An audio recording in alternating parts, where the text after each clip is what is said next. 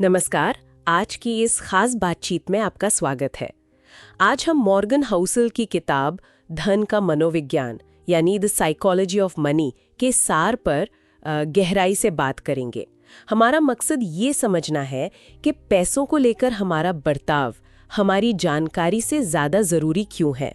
मतलब ये गणित से ज़्यादा भावनाओं का खेल कैसे है। बिल्कुल। और ये एक काफी दिलचस्प बात है, क्योंकि हम सोचते हैं कि फाइनेंस मतलब नंबर्स, डेटा, एनालिसिस, लेकिन हाउसल कहते हैं कि नहीं, असल में ये सब हमारे दिमाग, हमारी सोच, हमारे तजुर्बों से जुड़ा है। मनोविज्ञान ही सब कुछ है लगभग। हाँ, तो चलिए इसी मनोविज्ञान की परतें खोलते हैं। पहला आइडिया जो है वो है कोई भी पागल नहीं है। सुनने में थोड़ा अजीब है ना? हाँ, लगता है पर इसका मतलब ये है कि हर कोई जो भी पैसे से जुड़ा फैसला लेता है ना, वो उसके अपने निजी अनुभवों के हिसाब से बिल्कुल ठीक लगता है। जैसे जिसने मान लीजिए बहुत बड़ी मंदी देखी है, उसका शेयर बाजार को देखने का नजरिया उस इंसान से बिल्कुल अलग होगा जिसने सिर्फ तेजी देखी है। अच्छा, मतलब जो एक के लिए एकदम बेवकूफ़ी भरा जोखिम लगे, हाँ, वो दूसरे के लिए बिल्कुल समझदारी की बात हो सकती है, उसके अपने इतिहास के हिसाब से। तो ये हमें सिखाता है कि दूसरों के पैसों से जुड़े फैसलों को थोड़ा हमदर्दी से देखें। वो पागल नहीं है, बस उनका अनुभव अलग है। सही बात है। ये हमें अगले पॉइंट पर लाता है, भाग्य और जोखिम, मतलब लक और रिस्क।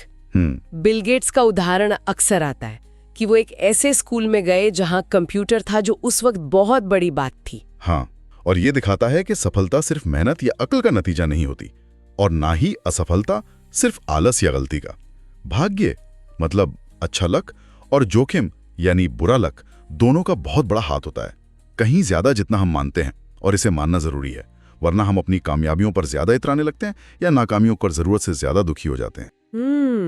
ये बात तो है। और शायद इसी सोच से जुड़ा है अगला विचार कि धन वो है जो आप नहीं देखते। मतलब हम अक्सर महंगी कारें, घड़ियां देखते हैं और सोचते वाह ये अमीर लोग हैं, पर क्या वो सच में धनवान हैं? एग्जैक्टली। हाउसल इसमें एक बहुत साफ फर्क बताते हैं। अमीर होना मतलब आपकी आमदनी ज्यादा है, जिससे आप शायद महंगी चीजें खरीद सकें, वो दिखता है। हाँ। लेकिन धनवान होना मतलब वो पैसा जो आपने बचाया है, निवेश किया है, वो पैसा जो दिखाई नहीं देता। अच्छा। असली दौलत यही अदृश्य संपत्ति है जो आपने खर्च नहीं की। और यहीं पर फिर वो कंपाउंडिंग, चक्रवृद्धि ब्याज का जादू काम करता है, लेकिन उसके लिए पैसे को टिके रहना होता है लंबे समय तक। हाँ, जैसे वॉरेन बफे, उनकी ज्यादातर संपत्ति तो बुढ़ापे में बनी। ये लंबे खेल की बात है, जो हमें एक और दिलचस्प विचार पर लाता है, तर्क संगत से ज्यादा व्यावहारिक होना बेहतर है। इसका क्या मतलब हुआ? क्या हमें एकदम परफेक्ट, बिल्कुल रैशनल प्लान नहीं बनाना चाहिए? देखिए, कागज पर परफेक्ट प्लान बनाना एक बात है, और उस पर टिके रहना, खासकर जब बाजार में उथल पुथल हो, डर लगे, वो बिल्कुल दूसरी बात है।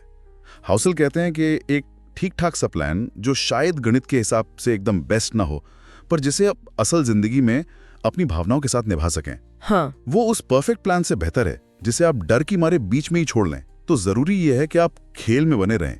उसके लिए व्यावहारिक होना ज्यादा जरूरी है सिर्फ तर्कसंगत होने से। मतलब अपनी ह्यूमन लिमिटेशंस, अपनी भावनाओं को मानकर चलना। बिल्कुल, ये जानना कि आप दबाव में कैसा महसूस करते हैं, और फिर वैसा प्लान बनाना जो आपके साथ चले, आपके खिलाफ नहीं। और इसी से जुड़ा है वो आखिरी मुख्य विचार भी, गलती की गुंजाइश रखना, मतलब रूम फॉर एरर या मार्जिन ऑफ सेफ्टी। हाँ, ये मानकर चलना कि चीजें गड़बड़ हो सकती हैं, प्लान फेल हो सकते हैं। हाँ, और ये सिर्फ एक अच्छी बात नहीं है, ये जरूरत है, क्योंकि भविष्य का किसी को पता नहीं है।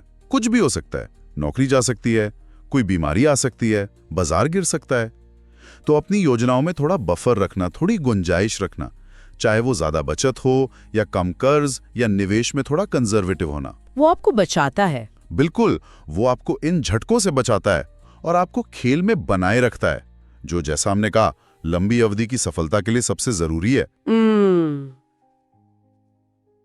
तो अगर हम इस पूरी चर्चा को समेटें तो सार क्या है?